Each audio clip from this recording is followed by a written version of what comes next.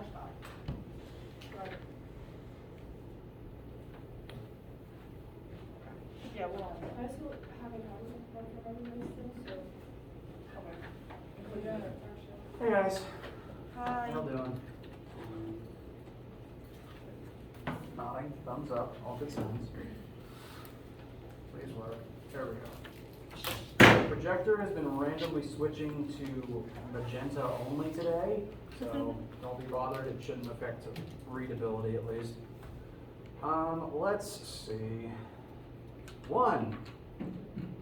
Did I email? I sent out an email about for anyone who's taking Physics 1510 next semester. They did open up a new lab section, one that will be on Wednesday, and I'm contractually obligated to advertise its existence because if Wednesday works better for you and you're signed up for the Thursday section, we need people to swap from Thursday to Wednesday so that people who need Thursday can transfer in Thursday.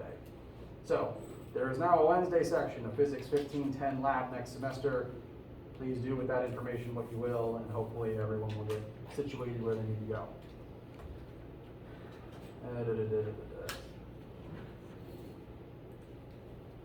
Today is Wednesday the 17th. This week we're going to finish up and continue on and then finish up chapter 8, which is just more rotation stuff. The chapter 8 homework I have currently set to be due not Monday the 22nd, but Monday the 29th. My goal is for you to have everything you would need to have completed it by the 22nd, but, and I don't want you to have things to need to do over Thanksgiving break, but I knew some people would probably just want an extra day or two to work on it, especially if we need to address some more concepts to finish up on Monday. So it's due on the 29th. You do not need to work on it over Thanksgiving. It's just there for extra time. The goal is to have chapter 8 completely wrapped up by hopefully Friday so that we can answer questions about it on Monday and make sure everyone is up to speed on test prep, how the test will work, exam prep, etc. And then test 2 will be administered the week after Thanksgiving, and then we'll transition entirely into exam review. Today we're going to continue looking at torque and then introduce an additional, at least one additional rotational concept from there. Before we move on to that, do you guys have any questions at all? Yes. There will be like some kind of a review for the test, for test 2? Yes, my goal is to, by Monday, the 22nd, my goal is to have a written announcement about how the test will be administered, as well as like practice questions, a list of the concepts that will be present, all the study materials that I had last time, and yeah, all that information will be available by the 22nd so that you know what's ahead of things when you get back from Thanksgiving. I think. Yeah, this is like a quick concept question, but when do we know that, like, if our calculator should be put in radians or not? Like, do we ever need to do that? Your calculator only needs to be in radians mode if you are putting radians measurements into, I don't even know why I need to write it up. If you are putting radians measurements into sine, cosine, tangent functions. Oh. If you are only putting degrees into those, that's all you will need. Alternatively, if you're using like inverse sine, cosine, tangent, your calculator is in degrees mode, you will get degrees out of that. You would only need to switch it into radians mode if you were putting radians into sine, cosine, tangent, or wanting radians out of inverse sine, cosine, tangent. That is the only time you'd want to be in radians mode. Being in radians mode or not does not affect like calculating conversions of radians units. It doesn't affect if you're just doing algebra for a formula that has radians in it. It's entirely just the trig functions. I think I saw at least one other hand. Questions?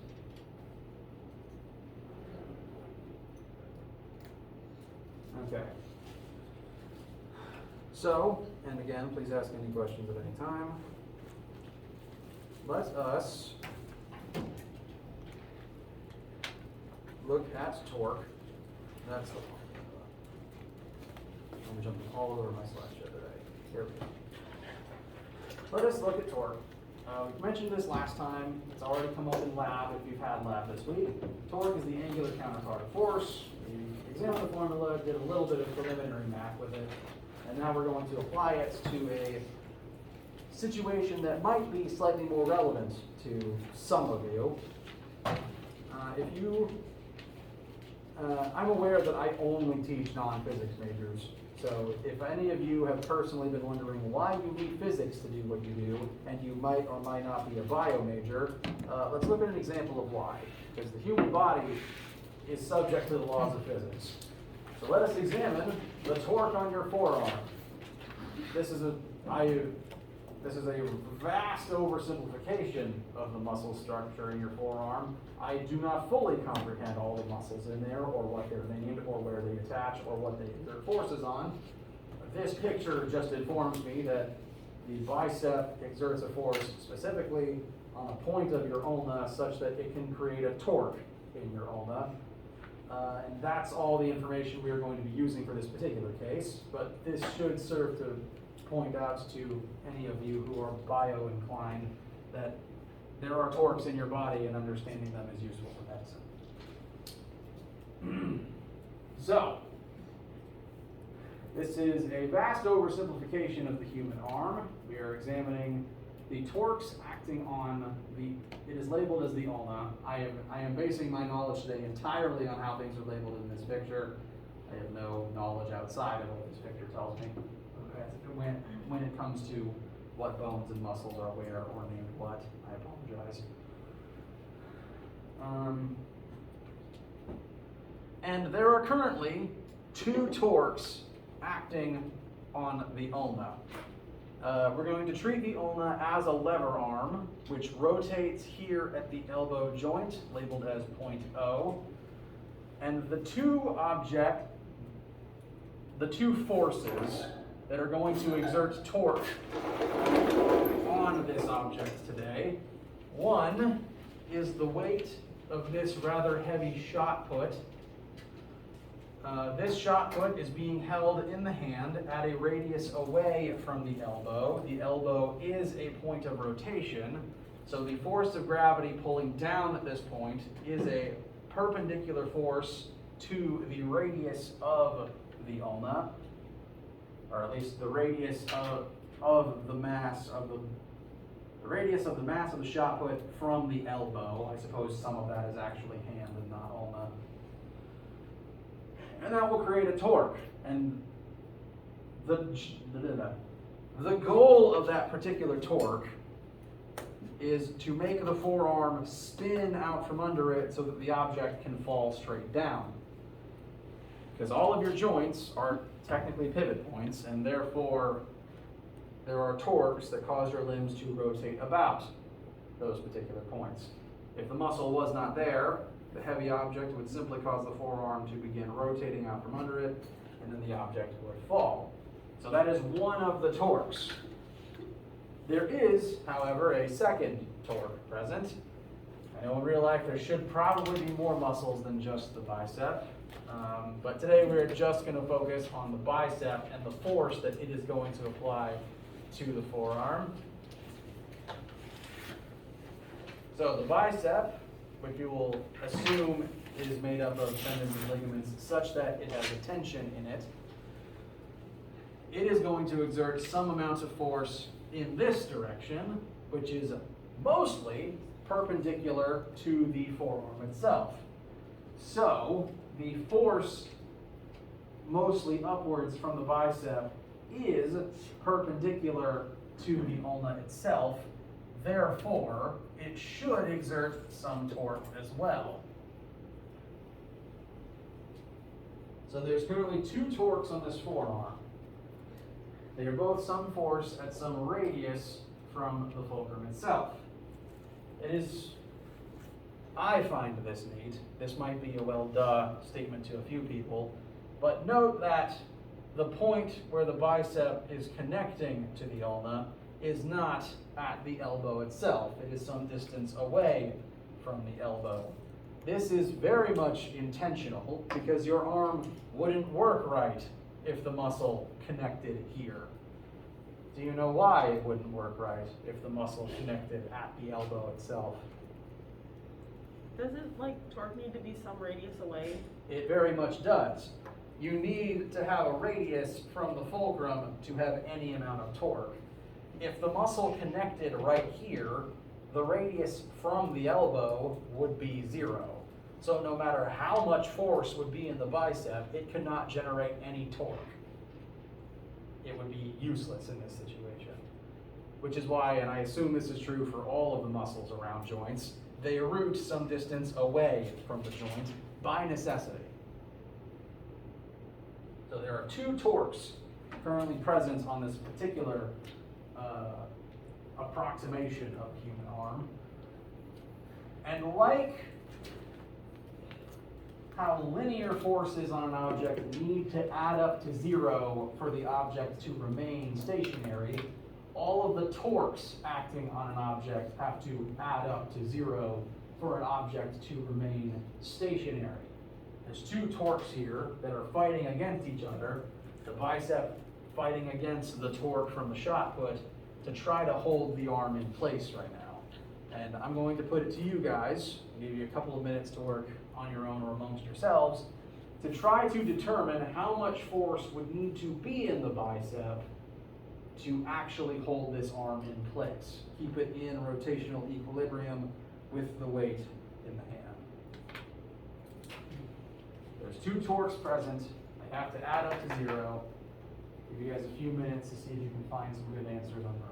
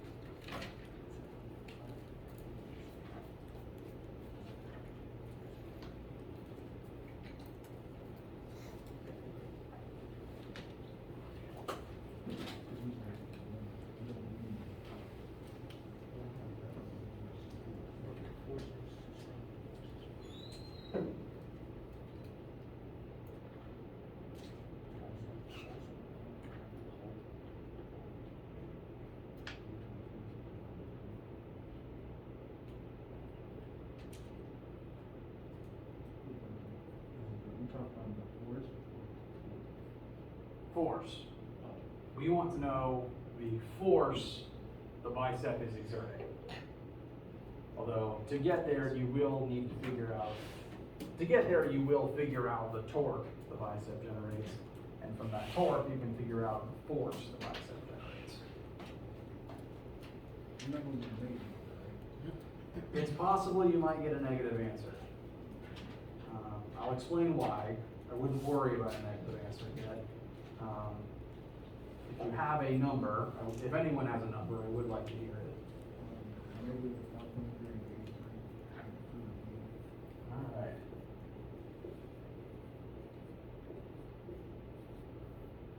Does anyone's work agree with or disagree with this answer? I think at least a few nods. Is there collective consensus for the most part?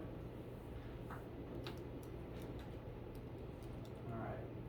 If yours is negative, that's okay. I'll explain why that could have happened in a second. So, this is the perpendicular force the bicep would need to be exerting on the ulna for this situation to balance. And this is the correct answer for the required perpendicular force. Before we go much further, I will point out this is a lot more force than the ball actually weighs.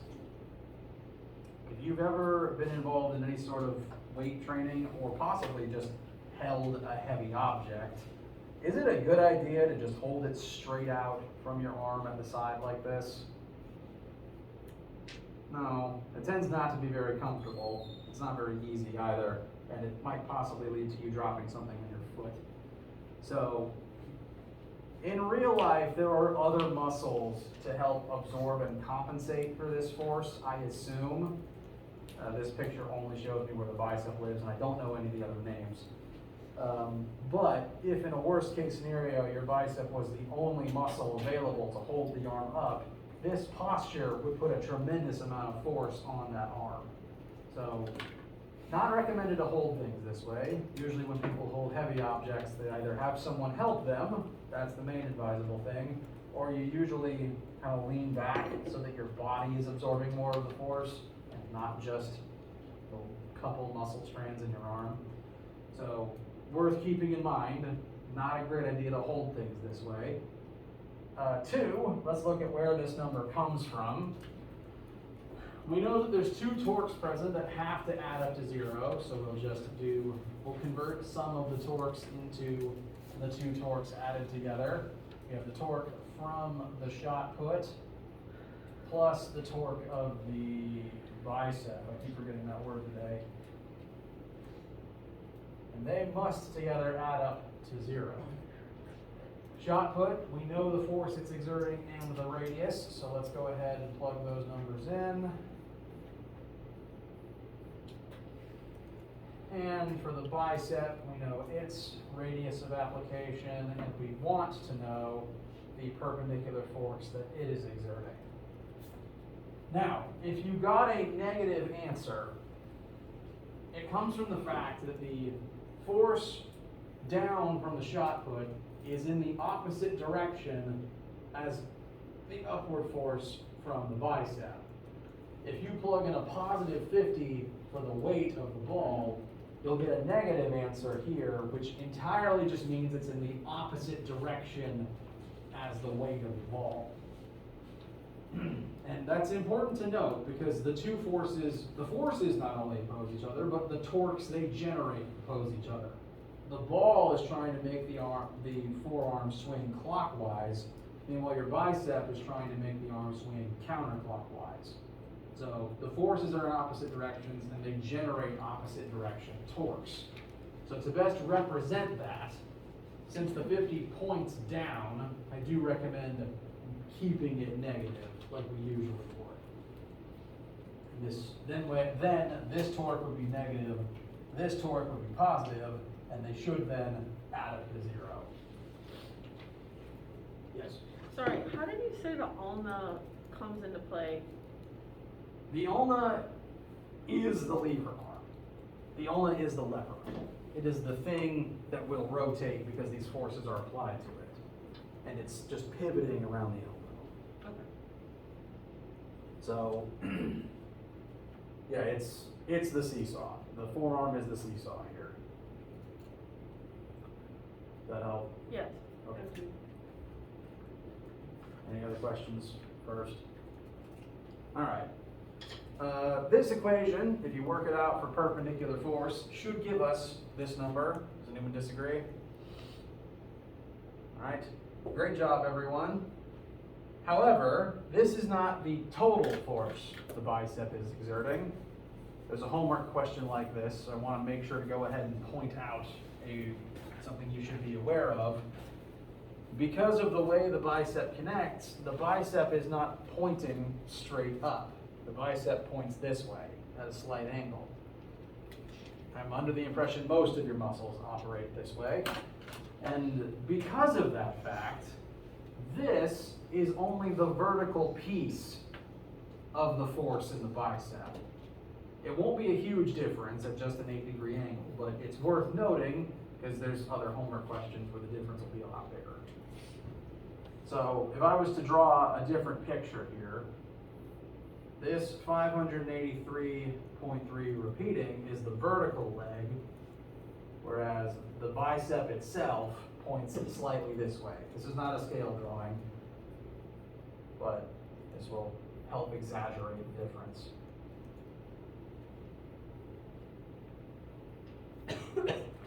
So from this information, what then should the total final force in the bicep be based on this triangle?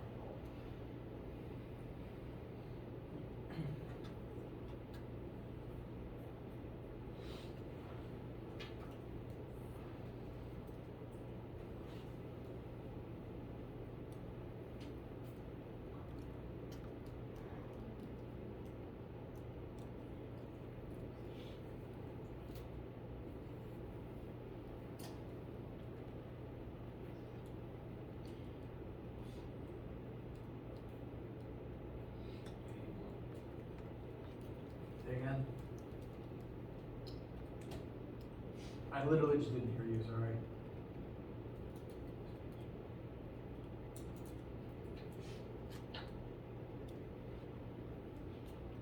$81.98. 81.98? I'm gonna argue with that one, sorry.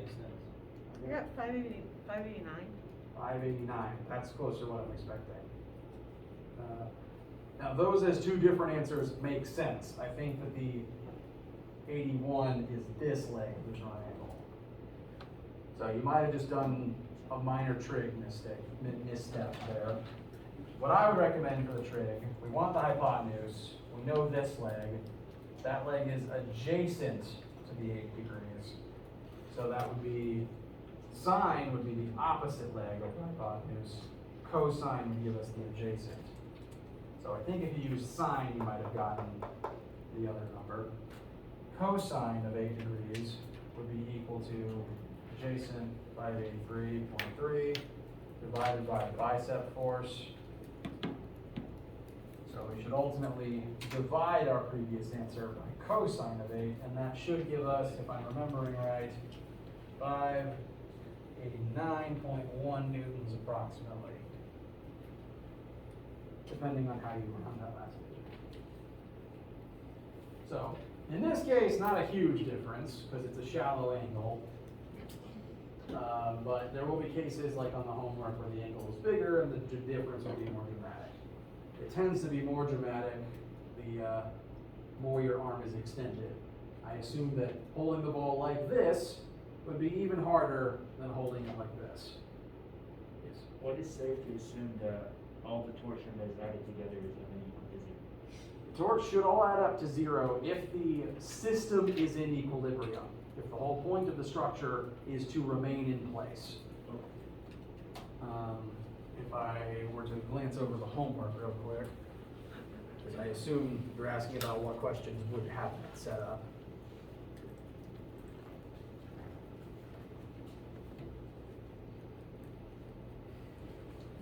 Question 1. Question 1, the object is that torque. Oh, no, never mind. This is not a That is not a net torque equals 0 question. I apologize. 2 is a net torque equals 0 question. It's very much like what we just did, but it's milk and the arm is at a different angle. No. Torque. Not 3. Not 5. Not that one either.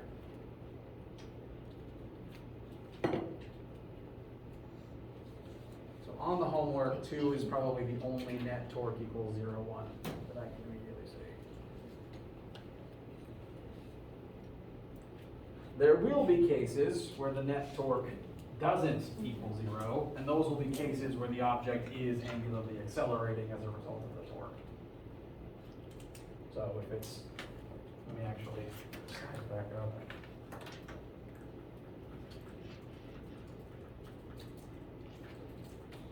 Net torque equals 0 is a static situation, like how when net force equals 0. If the purpose of your structure is for everything to remain completely in place, you want the net forces to add to 0, you want all the torques to add to 0, because that means nothing's accelerating, nothing is spinning.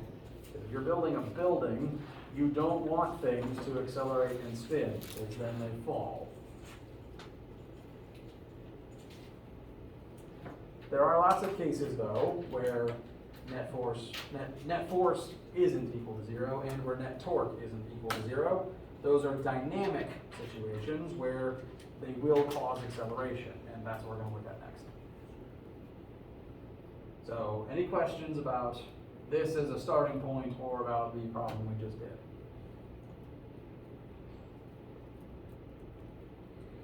All right. We're going to pause real quick here because I use the restroom, and then I'm going to set up for the next concept we're going to talk about, which is my least favorite one, but it is unfortunately necessary to be able to move forwards.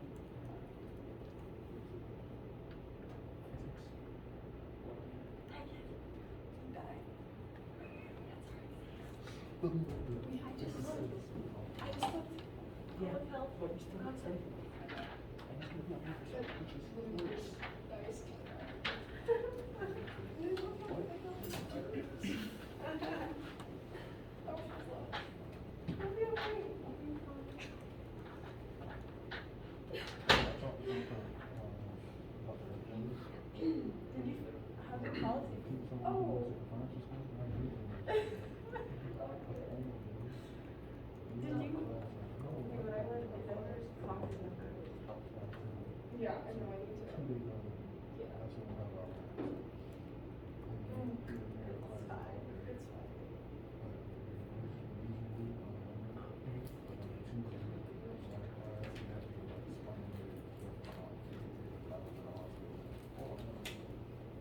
Megan, so is lab like really short?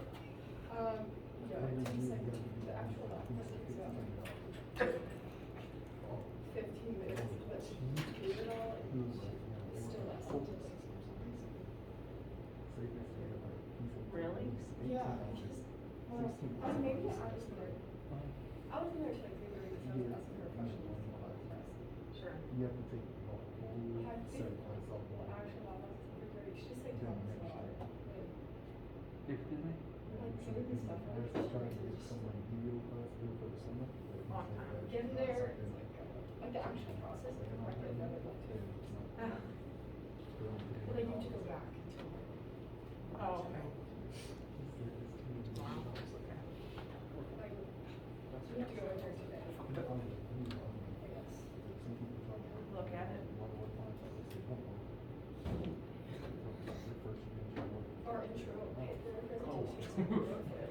That's right, you guys are presenting. So you're nervous about that too. I'm just gonna quit. Yeah, I don't know. I'm quitting. Yeah. College is not for me at this point. I'm done. Yeah, I just don't I know. say, I like to keep the straight grades. yeah. I'd like rather study the test than. If I was in the shoes, I would cry. I don't know why. Really, It doesn't show like. Everything you do. I just. All the students do is He's not really helping. No, it's not. I think the classes itself. Because you chose him, right? I mean, it's easy because That's what you do. it's supposed to be easy because it is the research I do.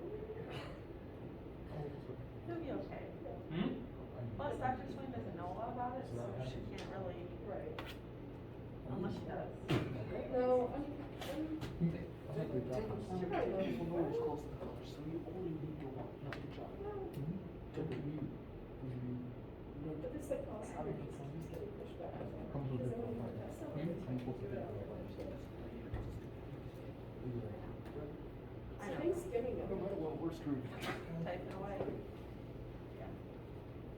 Are you gonna have time over Thanksgiving? After you told me, quit in my life. I mean, I'm just kidding. When you're a kid, I was Yeah. like, okay, cool. I'm not gonna bring my food. I do want to drive home to work. Who's with that? How many hours? It's taken me anywhere from 8 to 10. Yeah, last time it was like pushing 11. Really? The shop back in this You do it by yourself. Yeah. And actually, my husband was from, or his family from Maryland. And they were going to go to Maryland and we were going to drive together. But he's not going. So I didn't have a buddy, but I was fine. He's not coming home. Well, his home is Georgia. Like his family, his mom's side is in Georgia, which is really weird. No, you told me that. Yeah, it's so odd. But I'm gonna go drive halfway with my sister. First year, you have the easiest classes. Okay, good. So This year's just basically learning the basics I'll drive first. all the way back. And second year, you need to Is she going home too? Oh, so you guys will go together? Yeah. She will have a bike. Well, kind of. We're gonna drive, actually, we're gonna be separate. So I can just straight shot it back. She's like, she adds all of it out, or if I do it like that, but I'm not gonna be able to drive back all the way after soccer on my breaks. And I'm gonna play with Tuesday. Okay. All right. Questions, needs, concerns, etc.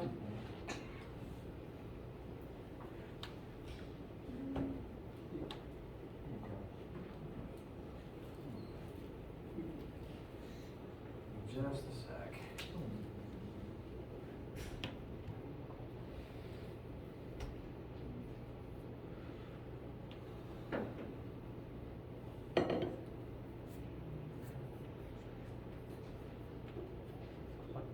All right. So, in our investigation of angular principles, we've mentioned that pretty much everything linear has an angular counterpart, and that all the formulas and all the logic from the linear world still work in the angular world. That is true. And if you look on the formula sheet for the glass, all the angular formulas we've talked about so far are shown directly across from their linear counterparts, showing the relationships between them, how you just have to replace all the linear stuff with angular stuff, and showing the conversion formulas that we use to convert from linear to angular in the middle as different formulas. Every single one of those formulas has the same logic and the variables in the same place between the linear and angular worlds. Now, I want you to look at these two formulas. This is the formula for torque we've been using so far. I want you to compare it to the formula we use for linear force, Newton's second law. Do these formulas look like mirror angular linear counterparts? At least one person's shaking their head. Is there something kind of weird about it? Yeah. So the formula goes force equals mass times acceleration, torque equals radius times force. Force and torque are counterparts, but everything that follows after the equal sign aren't counterparts. Mass is not a counterpart to radius. Acceleration is not a counterpart to linear force. That's because this formula is not the wholly angular version of this formula. It is not in its whole self the angular version of this formula. This is the angular linear conversion formula. It's a lot like the ones in that middle column on your formula sheet. Delta x equals r times delta theta, v equals r times omega, and a equals r times alpha. This is actually one of those. It's not the angular version of this formula. So let us determine what that angular formula should look like.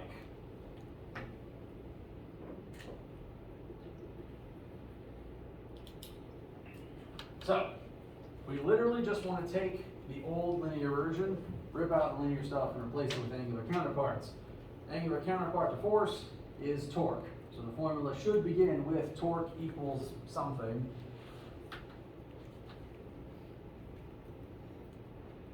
We're skipping mass. I'll explain why later. Angular counterpart to acceleration is angular acceleration. So far, this formula makes sense. Linear force causes linear acceleration. Angular torque causes angular acceleration. It's what causes things to start spinning. Alternatively, you can use a torque to stop something that is already spinning. So everything makes good logical sense so far. The mass is the sticking point. This formula has mass in it. Off the very top of your head, no wrong answer, do you feel like there should be an angular counterpart for mass? Some people are saying no, and frankly, I agree with you.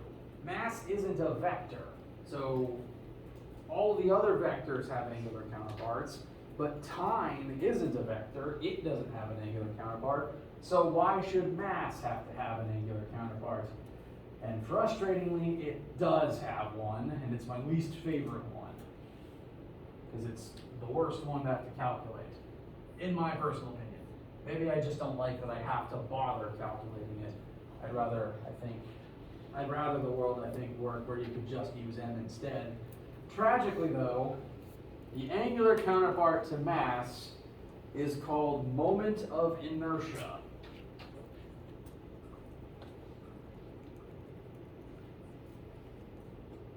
I think I just heard a few muffled complaints from people who dealt with this before.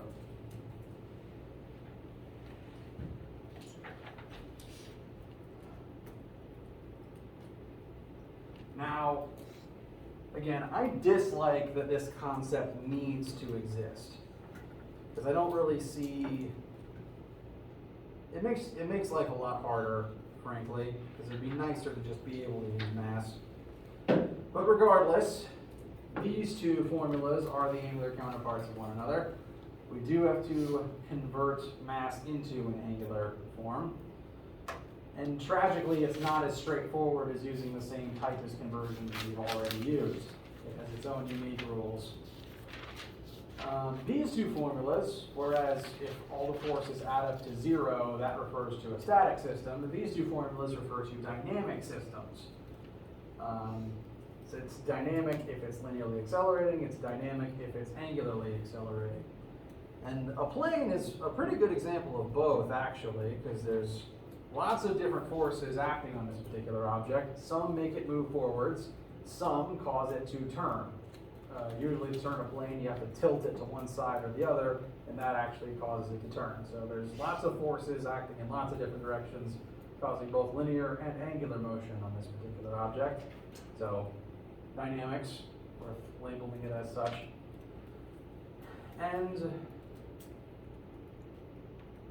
the problem with with moment of inertia is old-fashioned linear mass refers to an object's tendency to keep moving in straight lines. Normal mass if we use it as a measurement of inertia or we use it to calculate momentum, refers very specifically to how hard it is to stop something that is moving in a straight line. But the same object, okay, rewind. Linear mass refers to an object's tendency to move in a straight line. Moment of inertia reflects an object's tendency, ability, willingness to rotate. And the same object can have a different moment of inertia if it's rotated differently. For example, let's take the bike wheel that I've been using. If I asked you to just make this wheel spin, you would probably come up and make it do this, which makes sense. This is what it's designed for, and this is the easiest way to make it spin. This particular motion makes it have the lowest moment of inertia. It wants to rotate this way. It's easy to make it rotate this way. But, technically, there's other axes you could make this wheel spin around. You could, I don't recommend it, but you, come on. I'm smart, I can unclip things. You could do this. I don't recommend it. It's definitely not as easy as making it spin the other way. It's definitely not as good for using it on a bike, but you could do it like this. And if you want to try it yourself, you can. I guarantee you, this is a lot harder to keep going. You could also, spinning it that way would be just the same kind of thing. Yeah, this is also not fun. Wheels designed spin like this because that's the specific rotation in which it has the smallest moment of inertia. The other ones have bigger moments of inertia. The same object rotates differently depending on what axis it rotates through. As an additional demonstration, this is the lid to my calculator, and I'm going to throw it in the air and cause it to spin in 3 different ways. In general, if we look at this particular formula, I'm going to be exerting approximately the same force on this object every single time I throw it. My goal is to try to exert the same amount of torque on it every single time.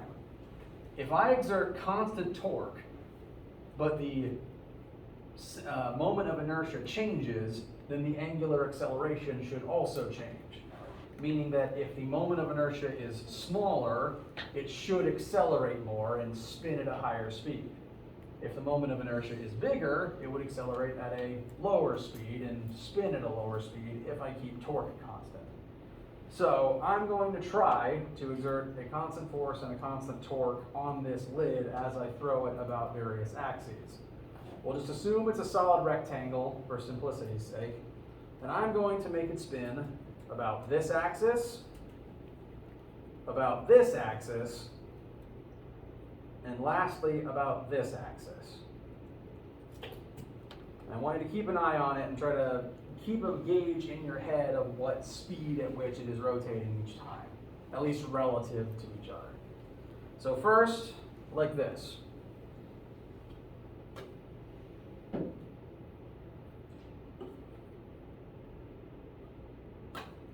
All right. Do you feel that was fast or slow? Fast-ish. Relatively fast. I want you to hold on to the visual of how fast that was in your mind. Now I'm going to do it like this.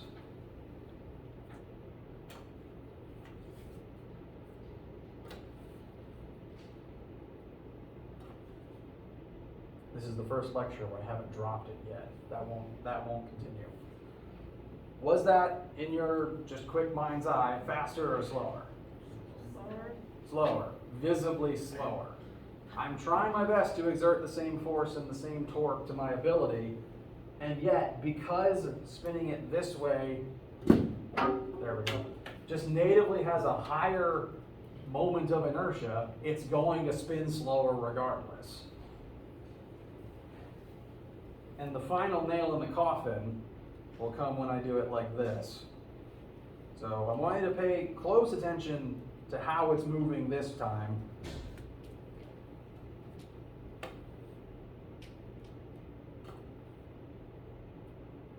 Did you notice anything weird? It slows things, gets a little bit faster. Slows, then gets a little bit faster. That is true from the human perspective, yes. But what is it doing physically while that happens? It rotates. It rotates. Does it rotate in the direction I threw it in? No. It literally does probably 3 backflips before it hits my hand again. For a reason I can't thoroughly explain, and I think other scientists don't really have a good answer for it either, when you make a rectangle spin about this axis, or the equivalent axis for whatever rectangle you have, it just does a flip if it's able to. If the axis is free swinging to be able to flip like that, it just does. The torques that it has acting on its own body just causes that to happen, which is further proof that every single different axis rotates a different way. And it's kind of maddening, at least to me personally. What this means for what we're going to have to do in this class is, there are ways to calculate the moment of inertia of an object, and every single object, every basic shape and configuration has a different formula based on what it is and then how you choose to rotate it. I'm going to show some of those calculations right now. Here we have technically only 5 different shapes, because the 2 on the bottom are the same shape, rotating in different ways. All of these shapes, different configurations of matter. We have a hollow can, also called a hoop. Really, the thickness doesn't really matter, it's just the fact that it's hollow on the inside. We have a solid cylinder, we have a solid sphere, and then there's a hollow sphere. Even if all of these had the same mass and the same radius, because of the different formulas, they would have different moments of inertia, just because of their shapes. And because they have different moments of inertia, they're going to rotate differently even under the same torque, to the point where you can line all 4 of these shapes up at the top of a hill, and if they have, even with the same mass and the same radius, and if you let them go, they will reach the bottom at different times, just because they spin differently. The bottom 2 are the same shape twice, but rotated about different axes. The one on the left is being spun like this, through the vertical middle, but this way, it's being spun pendulum style. And both orientations, it would have a different moment of inertia just based on what axis you spin it through. Because there's so many of these, and because there's some weird shapes that don't fall under a category, you will never have to memorize any of these formulas, ever. This table will be available for you. I believe it is on the formula sheet. That's the word I'm looking for. And the main homework question where you need these has the table in the question, because I want to make this information as accessible as possible, because even I don't like doing it. You will either be able to have this table to be able to calculate the moment of inertia, or be told it, or you'll be able to estimate it through some other formula. It's a pain, but sadly, because it's the angular counterpart of mass, and because mass appears in so many linear formulas, it's going to continue showing up in the remaining angular formulas we cover on Friday. So we do have to deal with it. I don't like that fact, but here we are anyway. So we're at the end of lecture. I don't want to hold you, so we'll just let that information settle, and we'll use it on Friday. Let me know if you have any questions about anything, and if you don't, please do have a wonderful day. One second, let me just get my camera.